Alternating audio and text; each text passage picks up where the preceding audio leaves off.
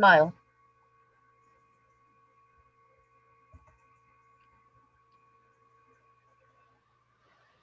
I have you live.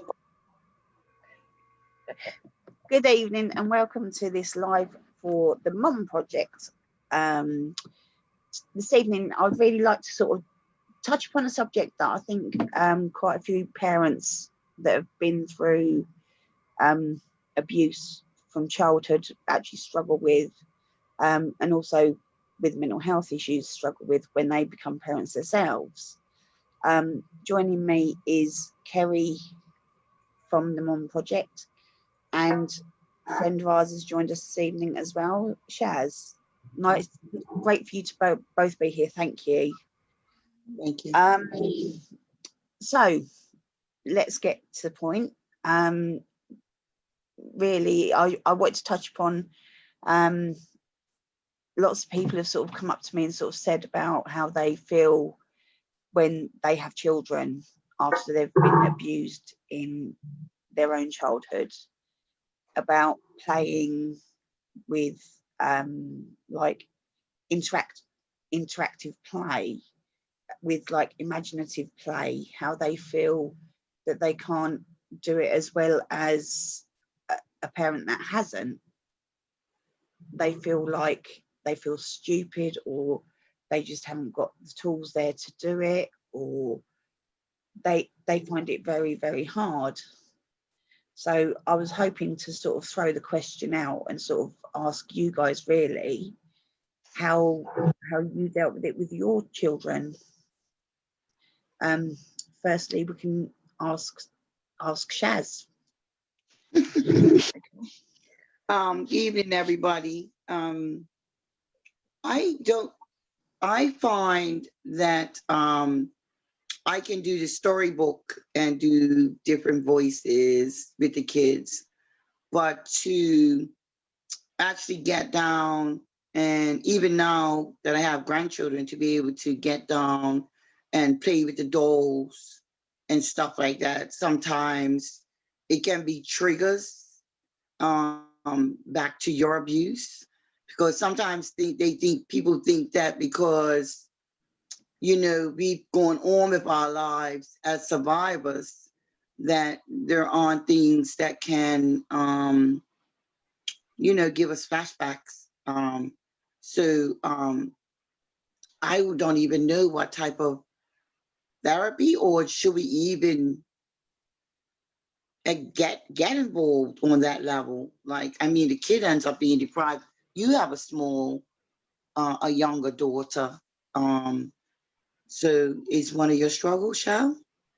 Yeah, I do. I've also got 5 older ones as well, which is like quite significantly older now. I did sort of find with them growing up that I could always take them out for days, or have bonfires in the garden, or like make dens or things like that. But when it comes to like the imaginative play with the Lego men, or the little Barbie dolls or things like that, I couldn't do it. I felt stupid.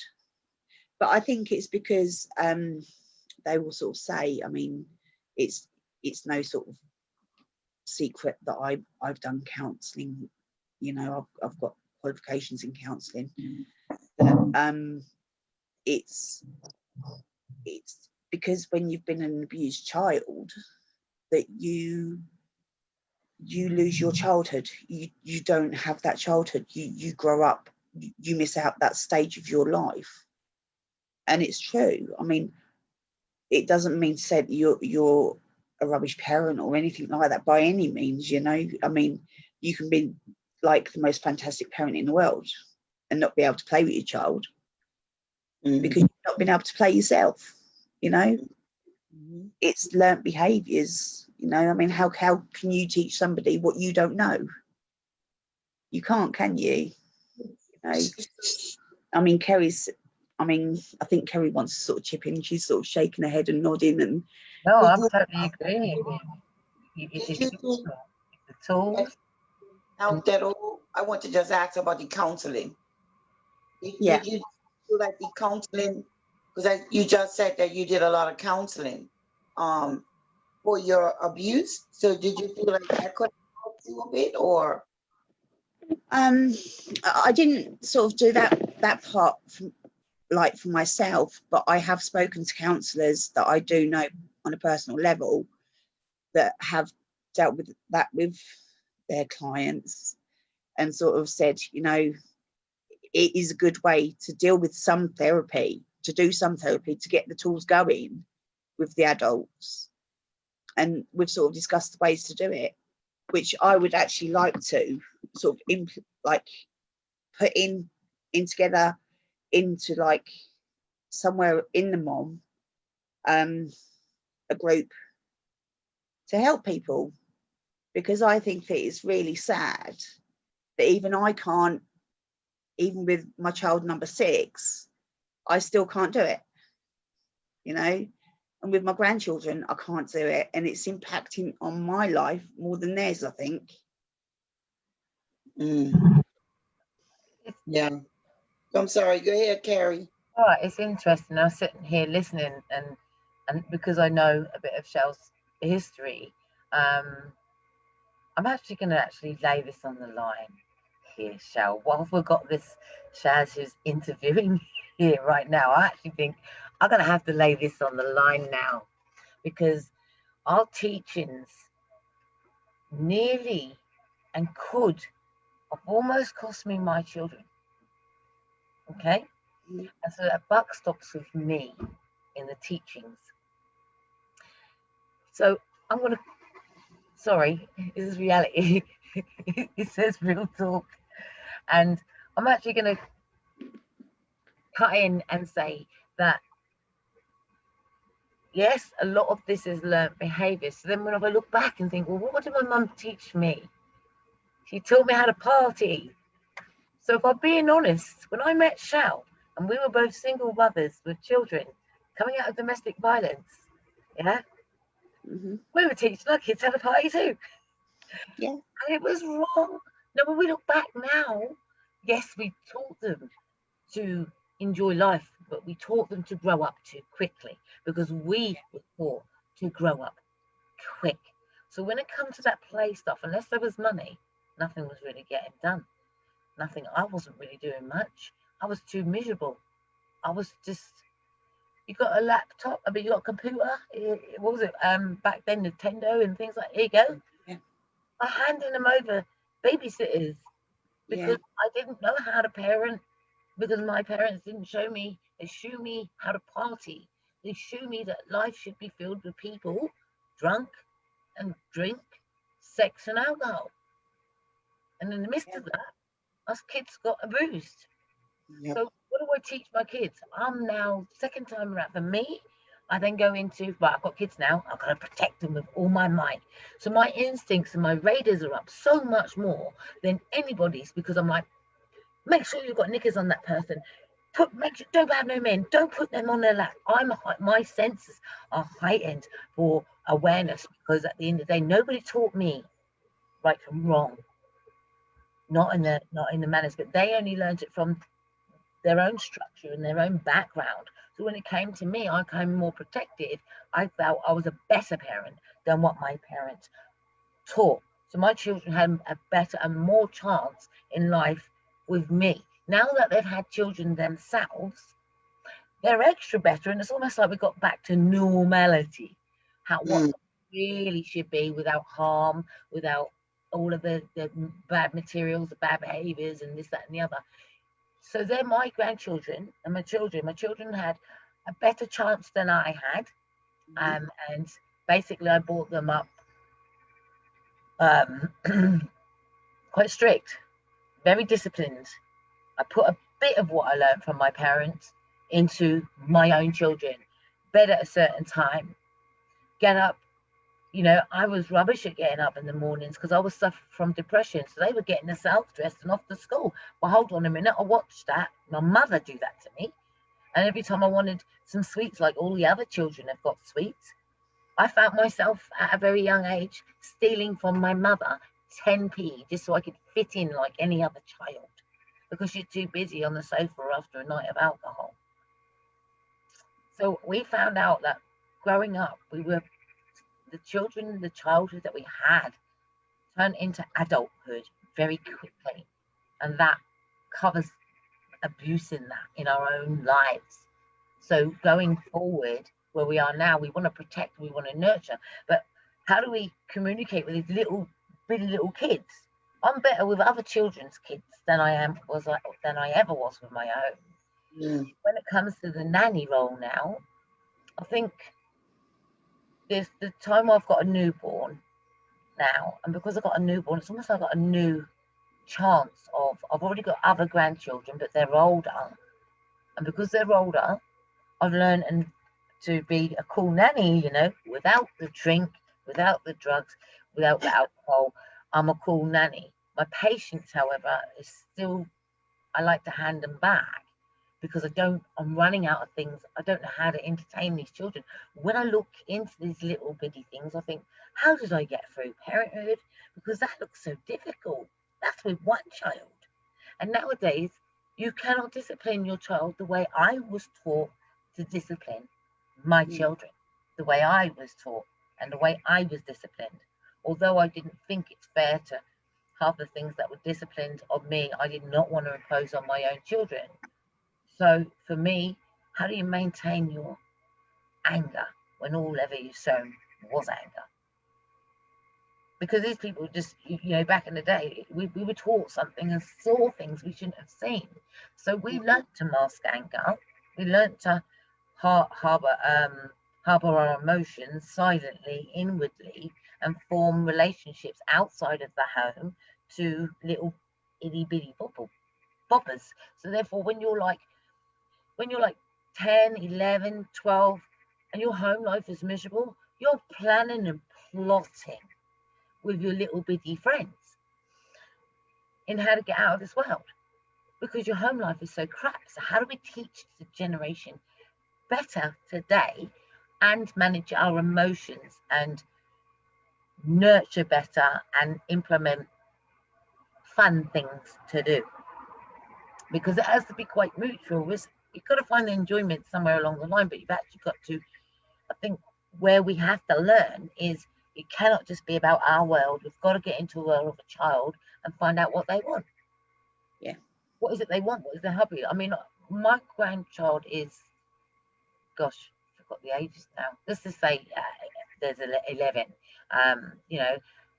How do I relate every time I see him? I don't know what to say, because remember, I'm only seeing these part-time, so how do I relate?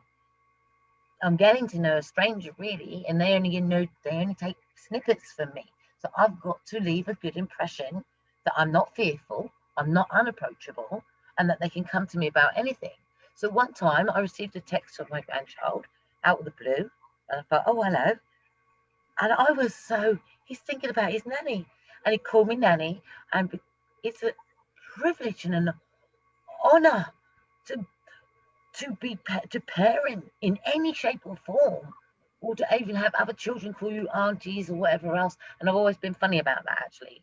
And because my perpetrator, you had to call them uncles. So that's where I'm against aunties and uncles, being called aunties and uncles sometimes, depending how well you know that family, So because that's where some of the people just, how well do you know these people? Exactly. Everybody. Children. It's normally within the family members that are doing all of this. So I think a lot of survivors out there, some people go on to be perpetrators. This is why we have the offenders register, and some people know right from wrong because they know how it felt, so they want to protect. How do we, Kerry, educate women, young parents that maybe have not reached the level of maturity? Yeah, because we're all speaking as mature women, you know what I mean? But we have many young people that might view this, or someone might mention it to them, that might be in the struggle where we were when you and Michelle met and you were young parents and all you knew how to do was party. How do we reach them? Do they have to go through all of the hurdles that we went through before we mature to realize, all we were doing was passing on learned behavior? When does that maturity come? Okay, so the pattern for us was nightclubbing it, because we had our children very young. For myself, I was 17. It's still nightclubbing. Well, no, not now. I've kind of mellowed and found another way of mellowing without all of that environment, because you know, at the end of the day, it's good to have a nice time. But no, I'm asking you. What I'm asking you is, how do we reach those younger parents that were at the edge when you and Shell met and you were young and still partying? How do we reach those mothers that are still out there partying, trying to figure it out and not realizing the damage they might be doing to their children? it's not just about the partying, it's about the relationships that they get in and out of, from one relationship to another. It's about their children seeing different boyfriends or girlfriends in the house way too soon. And it's also reaching the children. If I'm going to talk to these, if this message gets out to any youngsters, you know, for me, at the end of the day, I'm going to put it very clear: a woman possession, okay, a woman's private parts, a man can't function without that, okay, unless we have an abuser who's just going to help themselves, you know, let's put it that way. So your private parts, you really actually do have quite a bit of control over men. When you go and give your private parts away, or you think a relationship is about sex, or it's about, oh, I want to get married and have the children and stuff, when you can have your wish list, but it's how you do it in a very slow procession when you've got children around you. Because at the end of the day, I think you've got to date outside of your home. You've got to protect your children from the conversations that they're hearing, because they're learning, they're mimicking you, they're mimicking your behavior.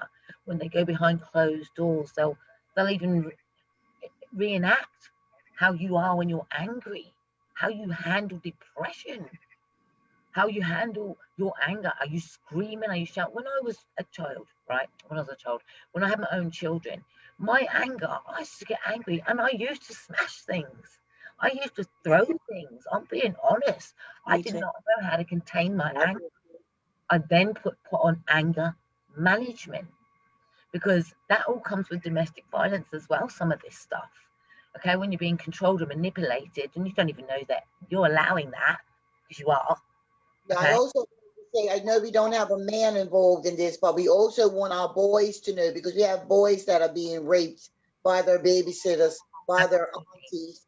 You understand that their private parts are just as precious. I want to point out, and I know this might be a little bit distressing, but I'm going to do it as subtle as possible, that one of our members openly talks, he is a male, and openly talks about his abuse, and that he didn't tell anyone. He's 65 years old, hiding that secret until he came to Mind Over Matter project. He now talks publicly and openly, so you can recognize and understand the signs. And this is what we do awareness on. We want you to recognize that there are things that, check yourself. Are you doing it? Are you more in your phone? So let's go through a list of things that we think that these people can put down and replace. We're talking about playtime with the children, how difficult it is. Listen, educate your children in this world today now, because it is a dog-eat-dog world.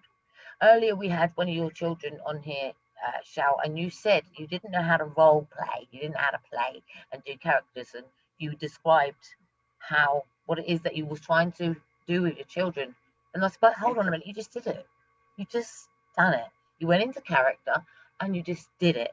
So it's recognizing that you can do it and maintain it in a little bit more. Furthermore, get the children to reenact with you. But in a real world, do we want to teach them fairy tales? Because when all of these fairy tales were wrong, like, oh, there's a tooth fairy, he's going to bring you money at the end of the day, should we be teaching them lies? Sorry, hold on a minute.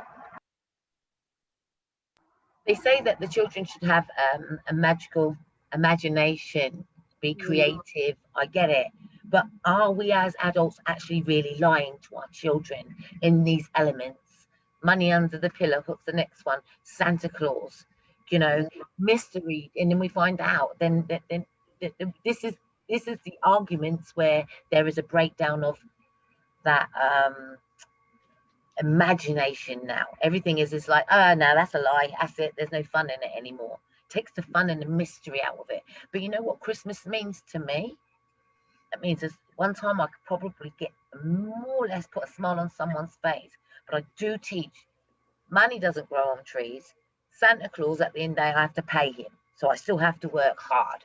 So Christmas, what Christmas represents is, you know, celebrating life to me, and regardless, life to me. And that can be done any day of the week, any day of the year. It doesn't need to be done on Christmas to do something special for someone or to arrange a dinner. And actually, if you are a single mum out there, when last did you have a dinner date with your own child? A date. When last did you date your children? Let them do your hair. Let them go skate and put makeup on you or whatever else. But when they're putting makeup on you, teach them that they don't need it. Teach them that the natural product, the natural beauty should be good enough.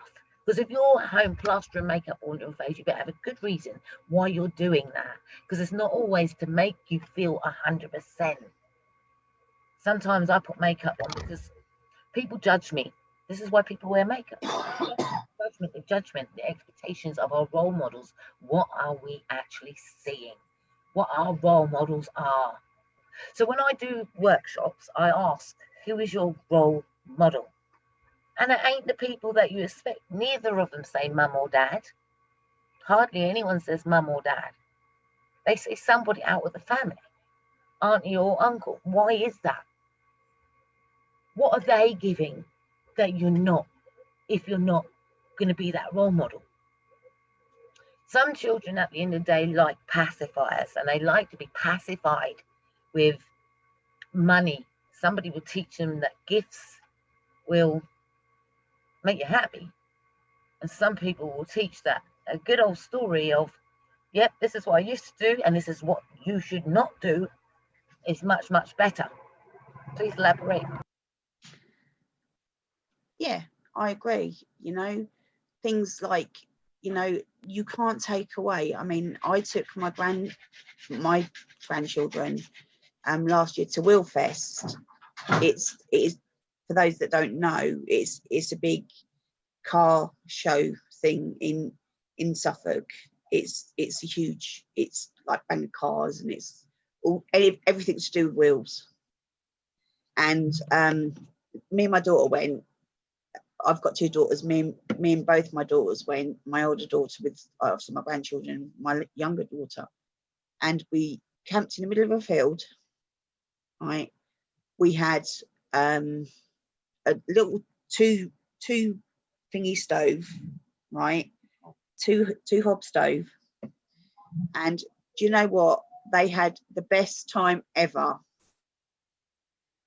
They're not interested in the Game Boys, they're not interested in the PlayStations, you know, they were filthy dirty by the end of the day. You know, I put a bucket outside the tent for them to have a wee in the night if they needed a wee, you know. And children being children being how we should have been children. Yeah, building memories, innit? Absolutely. You know, and it was like, it was worth £1 million to me just to see their faces. And every now and then my grandson will go to me, he's only 5, he'll go, Nanny, we're going camping. You know, I mean, I'm due to take him away next month for a week in a caravan in the freezing cold weather in the middle of October, you know, and he's going, Nanny, I'm going to get some board games. Nanny, can we play games? Nanny, we're not bringing toys. Nanny, we can do this, can't we? We're going to do that. And it's like, you know, he's got my whole week planned. Nice. And this is the thing, is making a list, almost like we call it as we get older, a bucket list. But at the end of the day, it's making that list, which is a vision list of the things that you want to do. So Yeah. like, I think a lot of parents struggle financially, so, and may even struggle with cooking, may not actually have good cooking skills, which leads to poor budgeting as well. I think at the end of the day, to help a parent to be fully equipped is to give them all the tools they need to help them with their children. So we know that being a mother or parent at the end of the day, or grandparent, doesn't matter, parental responsibility takes requirement of planning. And you know, even though my boys are up and gone, you never stop worrying about them. But I think the art of technique is to not put the worry there either, and to try and really focus on everything's going to be all right. Do you know what I mean? So live in the here and now as much as, you know, they're going to be fine. They're protected, you know, and trust the universe. All of these affirmations and confirmations that I do to myself to lessen the anxiety of worry over your children. Yeah. You know, Yeah. you can't control them all the time, but the anxiety for us is always there when you have that responsibility. Impressions that you leave with the child. Earlier we interacted with your child. Now, if I remember rightly, your other children previous to this one, this is the youngest one, that they grew up with somebody like me in my capacity, where I don't think I was mentally well, if I'm honest. So all I think at the end of the day, which I'll be honest, is identifying that back then, was you well? I wasn't, because I was experiencing controlling elements and issues, domestic violence, work, having my money taken from me. I was being controlled in any element, and I'm just trying to be a mother. And what I was teaching my children is how to be controlled, how the perpetrator can control a woman. So your role models, what are you're teaching? You're teaching. What are the role models here? Because for me, I'm a female, and when I'm getting dominated by a man, then the men that I've got, which are my boys, will start to implement that, right? So it's identifying and stopping that before that gets out of hand. Teaching your children, no, it's wrong. Do not hit a woman ever, and do not ever. You know, if I had girls, we say don't hit a man. You know, because there's time where when you're in situations, yes, you can lose your rag. And I'm going way back before my recovery, okay? Because I've put myself, whoever wants to look at me now, I'm just saying judgment can still be there. And where I am in progression, I put myself on self-esteem. I put myself on anger management. I put myself through as much therapy the old-fashioned way, the old-fashioned approach. And it wasn't connecting, is it? Because it's temporarily. It's an appointment here, and that's that. Whereas here, we work on those self-esteems daily. We implement structure, and with our own self, how can we have fun that the kids can be involved in, the adults can have a conversation, and the kids can be involved in that conversation of education. So today, for an example, we did a little cooking class with Shell's daughter, and she was actually educating and drawing us and using her imagination. She then told me about a young boy who is a makeup artist. And I'm like, well, I don't know what's she talking about. So when you've got these children coming to you with names, look at what they're looking at, role models, how they can task or amplify their beauty. Well, what she was doing is she was looking at makeup tips. Perhaps she's going to become a makeup artist. Who knows? But some people say we don't want children to wear makeup at such an age. It's called playtime. You can take it off. We're not getting dressed up. You can get dressed up, dignified or whatever, but we're talking about makeup, girl stuff. The things that I was prevented from doing, actually. I wasn't allowed to wear a bra. Yeah, they made. My sister knitted me a bra once. I had nothing, but she knitted me a bra. My dad went up the wall. He missed the booth. more focused on the clothing and what I look like, but missed the booth. They want to label you. Oh, that's a little minx. You're being a little minx so early, and this and that.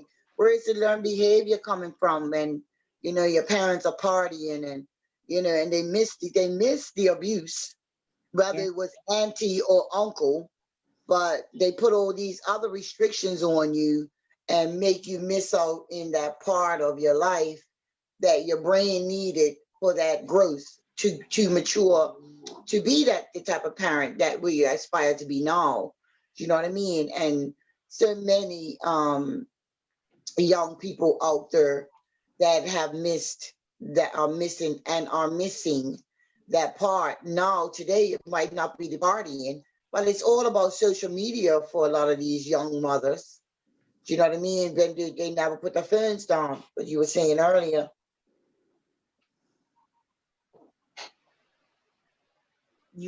Can't hear you. When I think back when I really do think back, I'm thinking, if only I was taught right, I think my children could have been really, really, really, really probably someone in power, most probably, you know what I mean? But the education, it wasn't there. And actually, I want to be mindful that when you've got children with disabilities, that's 10 times harder, because you don't understand that disability on top of your disability. So the combination is very hard, because nobody's actually told you about yours, how to identify your own disability, and maybe the label that you were given, particularly these diagnoses, you know, mental health diagnoses, you know, they just plonk the label on you and then go away, go and fix it, sort out what you've got to do. Nobody has an idea of what that means for them. So therefore it's confusing. Is this me? Everybody's telling me it's me. Makes you feel worthless and useless. It's not, babe. What the labels are, and I'm saying babe to anyone who's listening, what the labels represent is, yes, something in your past has caused trauma, but it isn't where you are now. Okay, so how do we move forward from that and stop teaching our children what depression is and what to do when you're in a situation of depression? Shall we go to the doctors and pop a pill for that? Because that doesn't work. You've got to fix you. Taking a tablet is not the answer. It's just a mood stabilizer and to sweep the rubbish underneath the table. And at the end of the day, you might have to make some tough decisions about your relationship, your parent and family relationships, even your mum and dad. All of those things you adore. And if you've got no room for growth, aggression, or they're not helping you, or they're maybe doing things that you wouldn't do, you've got a choice in this world, because you've got a duty of care. Go ahead, Shell. I agree with you totally there. I mean, my children, I mean, my mental health as well, like later years, I sort of collapsed through so many years of abuse, and I've got, well, my label is PTSD. My parents, well, my mum doesn't recognise the fact that I've got mental health at all, but now my older children are older, and I'm better than I was. You know, I am on medication. I do suffer with it. You know, I do have my down times. I do have my triggers, you know, but it doesn't rule me. I rule that. You know, that's like over there somewhere, you know, sitting in the corner quietly with its legs crossed and its arms crossed, you know. But my older children will sit there, and now they laugh about, like, they'll go, do you remember when mum used to go, right, that's it, and start throwing plates and cups and, you know.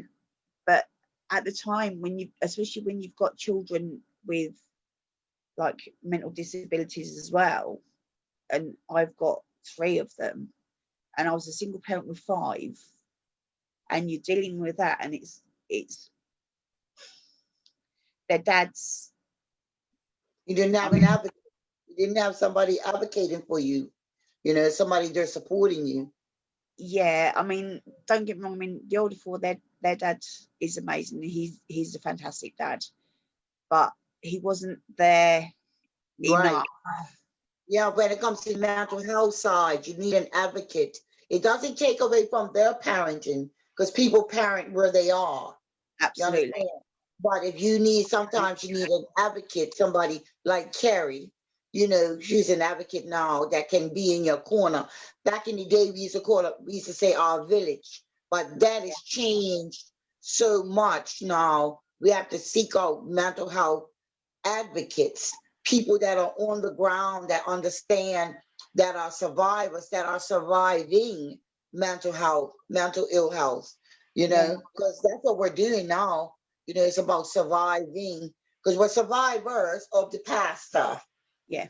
But as life goes on, we have to keep surviving. You know what I mean? We can't say, oh, because then when we have a little setback, or you get angry, you feel like you're derailed all the years of counseling, you know, and or whatever other type of therapy you might have been doing, which is not true. Yeah. You know, we find other ways to relate, but I think nowadays it's actually better for these type of platforms. You know what I mean? Something like this 20 years ago, 30 years ago, I would have never been involved. Never, no way. I don't want to wear that label. I already got all these other labels, single mom, you know, all of the other labels going. You didn't want to hang mental health on top of that as well. You know what I mean? So nowadays, it's better platforms, and young people are more, because of what, like what Kerry said, we've learned, we learned better from our parents, and prayerfully that we've been doing what we had to do so our kids will learn better for us, so they know how to take a better stand, you know what I mean, and or how to advocate for themselves, you know, and that the next generation will be even better when it comes to dealing with mental ill health. So many people are still sweeping it under the carpet for pride, or lack of better word, you know, just damn arseholes, some of them, you know. But you know, we can be happy that we're surviving, so that our kids can be survivors, and then their kids probably not even have to deal with it. I hope so. That would Because be a beautiful world. Get right. We're dreaming about it. Are we reimagining ourselves, Shal? Yeah, we all want a better world for the kids in it. That's what we always want, you know, for the next generation to not have to go through and deal with some of the obstacles, and you know, that we dealt with to get to a better place. You know, I always say, God forbid, if I was to pass away today, I know that my children are equipped to be able to live, you know, to manage without a mom, because I prepared them for that, because my mom passed away when I was young. So I said, you know what, I'm going to make sure that if anything ever happened to me, I mean, I was prepared. Well, I'm not prepared, but I was able to stand on my own 2 feet and be able to go on. Whereas some people lose their mom at a young age and their whole life is derailed, you know. But it's all about surviving even that, you know. Yeah, absolutely. Feeling like an orphan, you know, I don't have anybody. You know, I don't have a village. I don't have an auntie. I don't have a cousin. But this is now, there are so much better platforms that you can seek out people that are on your same level and get the support that you need. I think that this is what the Mom Project is really all about. It's about not pacifying people, but to give people the tools that they need, or to give be able to advocate them in the right direction, to be able to grow. Absolutely. Yeah. I want to be mindful that, you know, the message that we're sending out was very clear, that I want to be honest. You actually don't have to have children to know how to answer some of the questions that you might be experiencing. You know, what are they asking for? When people are joining these groups, they think they've got to be on a group where there's actually other parents that can know. Well, what about the other the platforms like ourselves? We've done the parenting. Some of us still going through parenting, but we've done the parenting. So we can actually look at the mistakes that we've made. And I won't say that they're mistakes. I will say that they're a learned lesson. Mm-hmm. Very learned lesson. And some people have to learn a very harsh lesson. And some people, unfortunately, are victims of some serious crime. And so trying to parent with all that going on, with the protection mode, it's particularly that we're in COVID now, we've got that double extra protection. Second of all, we've got parents squabbling over who's going to have the child in whose home if they're separated as well. All of these things have to come together. If you do not know about parent alienation, yes, that's the word. Please, Alienate. please do use whatever you've got to do, some search engine to find out what that details, and ask yourself, are you that kind of person that would do that to your child? When it comes, there's a lot of single parents out there, a lot of single parents out there. Okay, so coming from a parent, my own single parent, I've never prevented a child from its father. Co-parenting, well, not when you're a single parent. Some just disappear and some stay.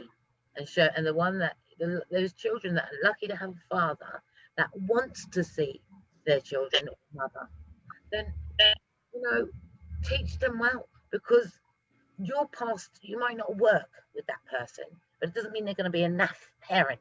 When you sit there and say, oh, they've got mental health, who created it? They didn't have mental health when you met them.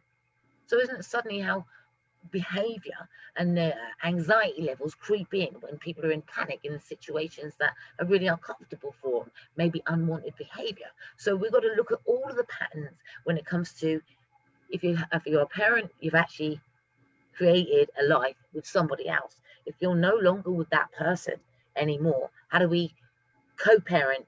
How do we actually teach a child that, sorry, daddy can't handle the fact that he's got children or whatever else? How do we find the right language to implement to a child why their parent is absent without doing unwanted damage? Because a child wants to be loved and wants to feel wanted. And when you've got, well, you've got to say, I think at the end of the day, for people that feel that they're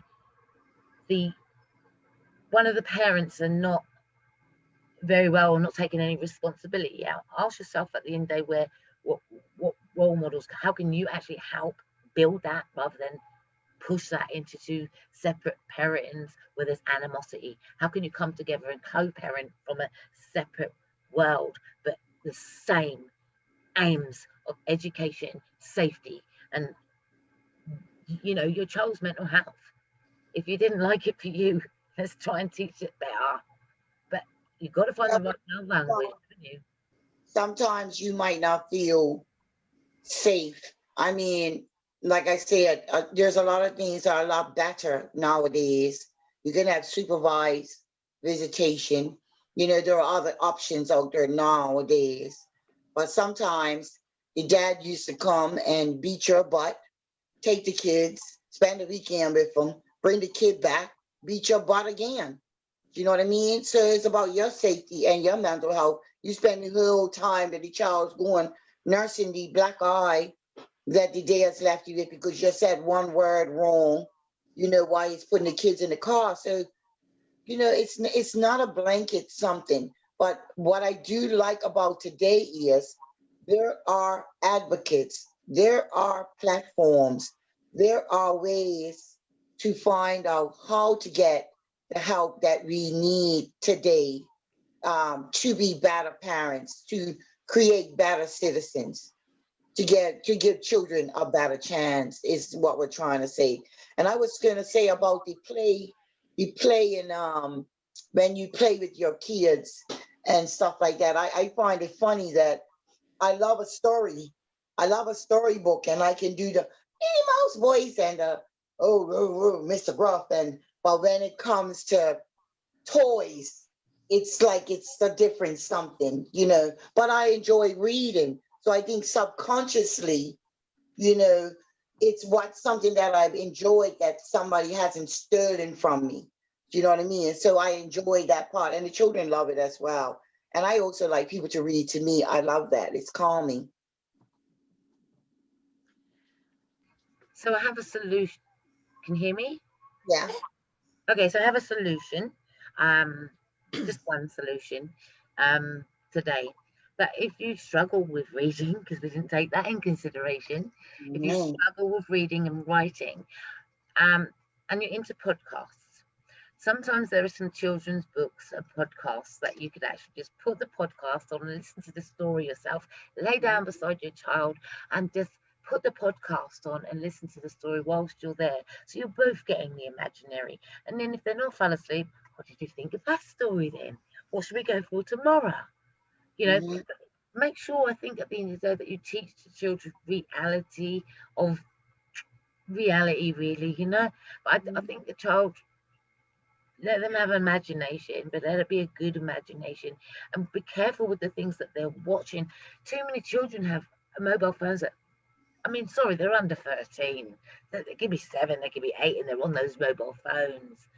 But and when I look, and I actually going to refer to TikTok right now, um, too many kids, and I think they're so look, I don't see the mothers. There's some mothers there that are actually doing TikToks with their kids, fathers as well, or parentals doing TikToks with their children.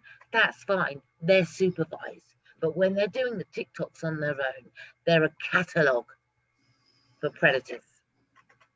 And that's all I can say on that. Know your children's TikToks. Who is liking their children's TikToks? It's not just, it's like Snapchat.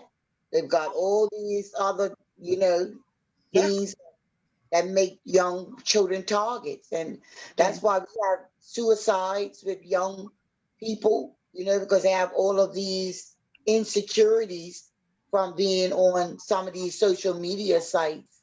You know what I mean? And, they develop mental health and don't think that they're strong enough to face like just normal. Like I was talking with the makeup and the body shaming and all of that is on these devices, So yeah, that's a good thing about social media.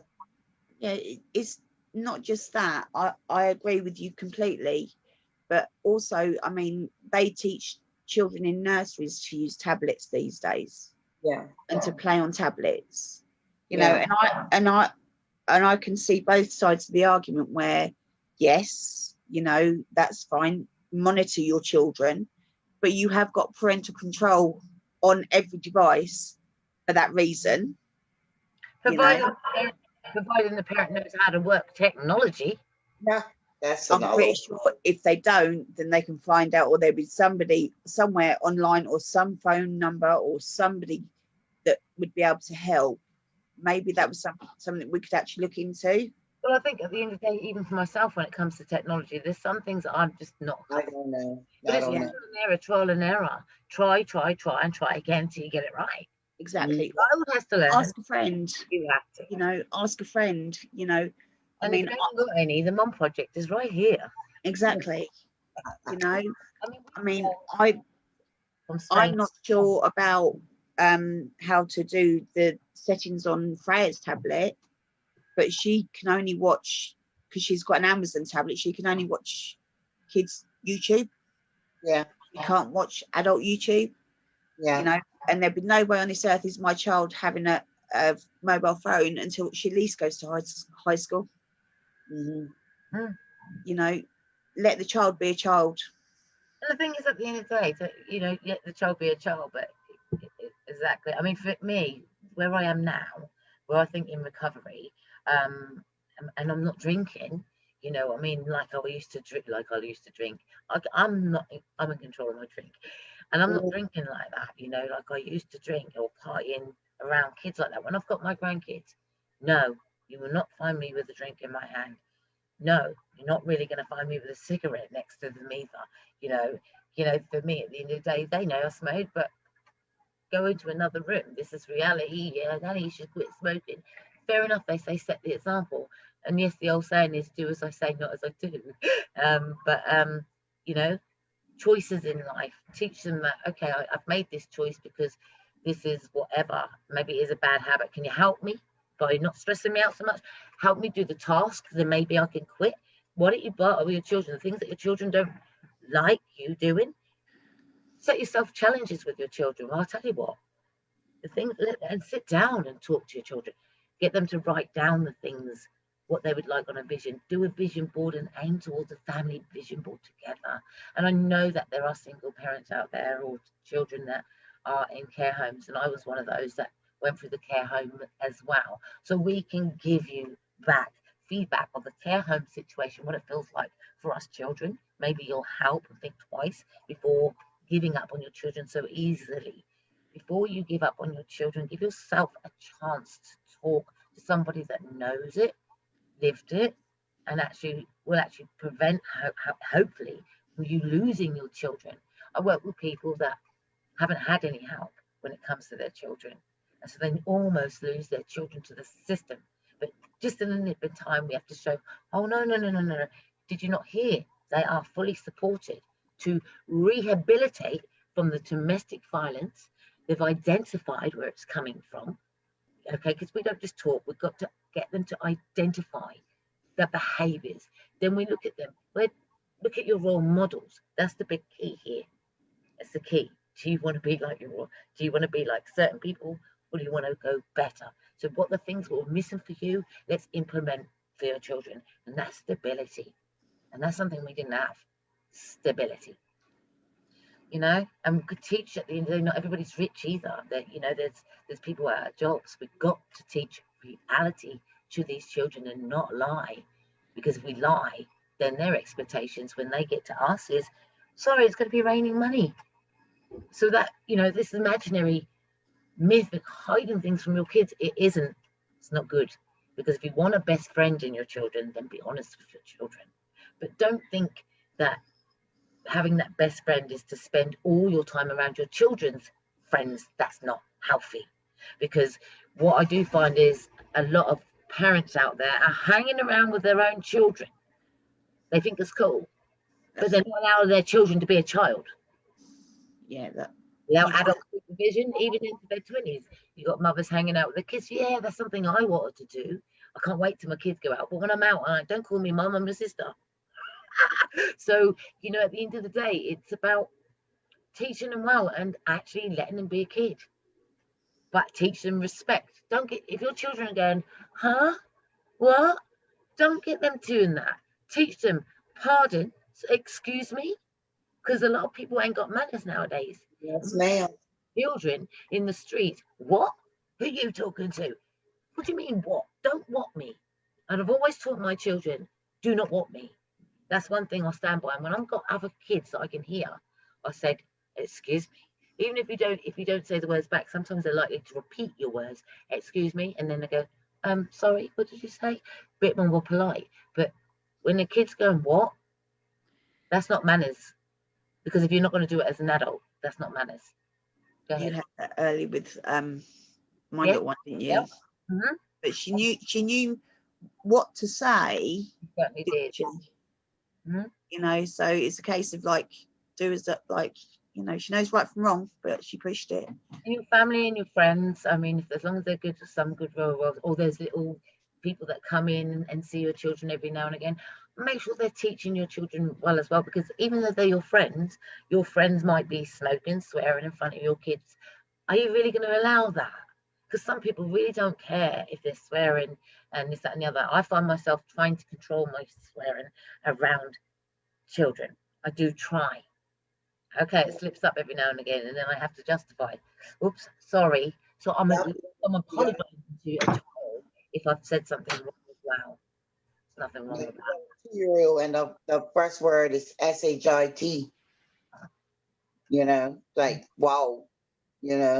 But a lot of people are just slackness. It's a lot of slackness, Yeah. For lack of a better word, it's just a lot of slackness.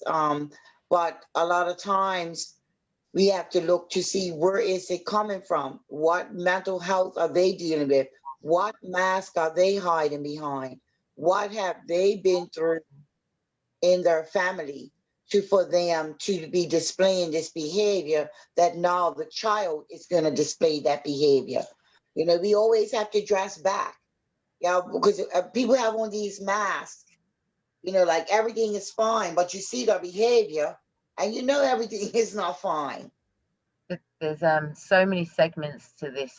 We could talk about this another segment, but it's not just about the learned behavior. Even when you're talking, it's triggering off faults or failures that I've seen past tense, And I think, like I said, there's a lot of elements to this. And I think for tonight, we're going to come back to the one. We're going to have to do it another night because this is good. Talking about parents, we had someone earlier. Perhaps we'll get them on earlier to talk about how difficult it was to cut alcohol and children as well.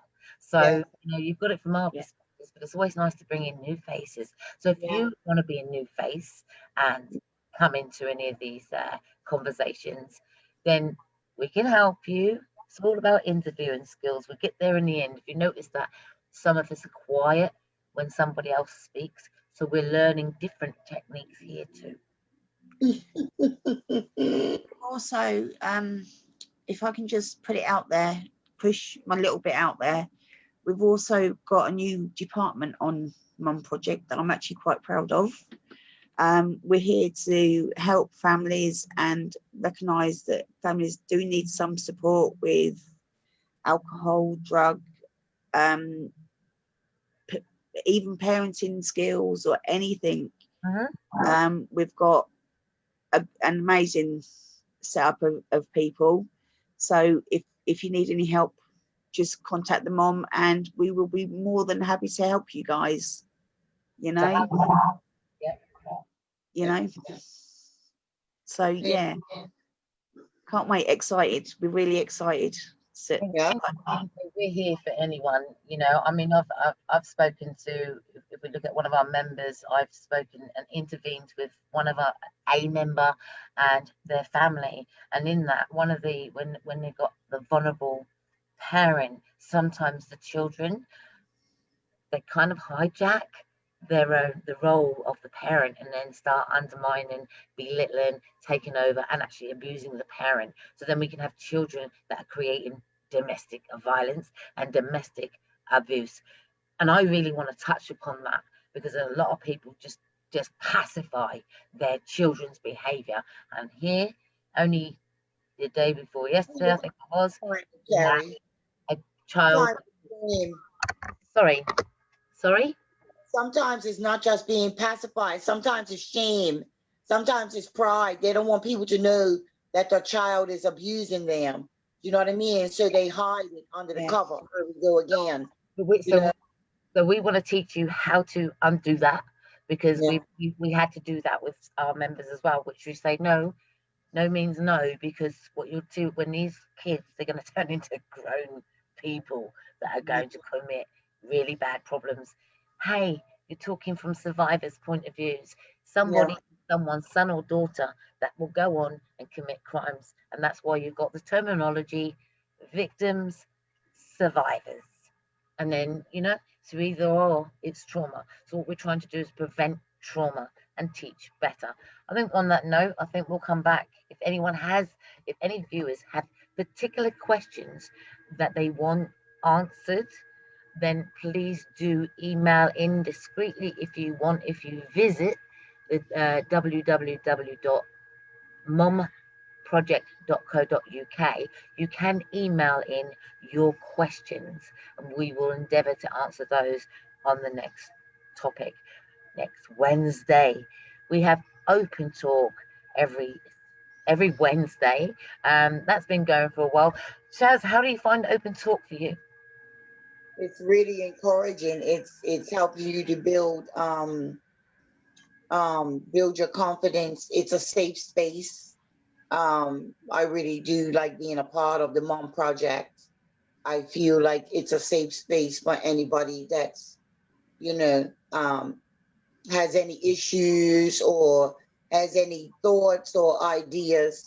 You know, it's good. It's a good balance of people. It's not only female, it's male.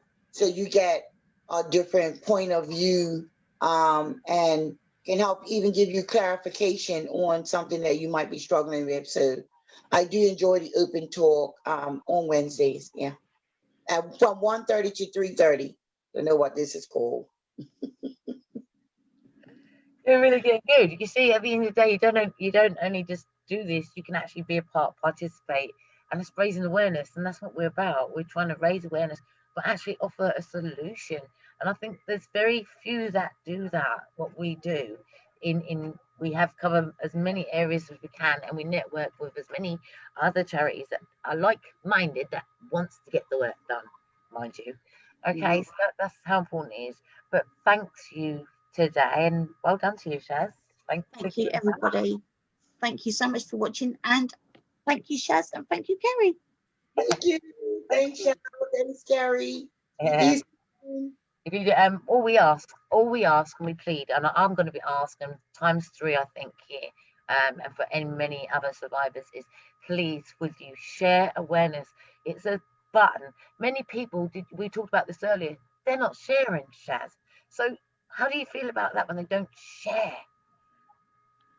I don't know. I think people have to grow to a point where they're ready, because people will view it. People will view it and take the information for themselves, Yeah, but good. they don't need to share that somebody else might view it and be able to get that type of, get the conversation going. Oh, I saw this video, and and this mom project, and you never know, and they might be just curious, and they might be able to get some support as well. Well, you'll Sharing find, is caring. yeah, sharing is caring, and you'll find us every Wednesday. Yeah. Open Yeah. talk, no secrets. Mm. Thank you. Bye-bye. Good night. Bye. Good night. Oh, hold on. I didn't know how to stop it. See? Technology.